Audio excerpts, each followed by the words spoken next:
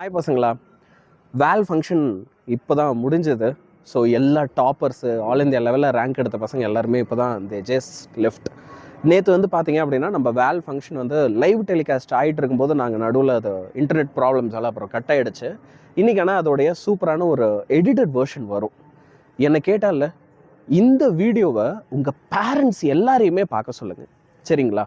கண்டிப்பாக இதை நீங்கள் பார்க்குறீங்களோ இல்லையோ, என்னை கேட்டால் இந்த வீடியோவை பேரண்ட்ஸ் பார்க்கணும்.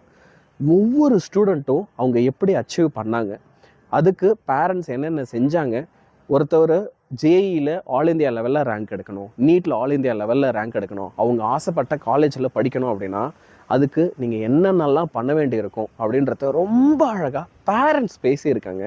Literally every moment of what they spoke தேரில் அவ்வளோ சூப்பராக இருந்துச்சு கேட்குறதுக்கு.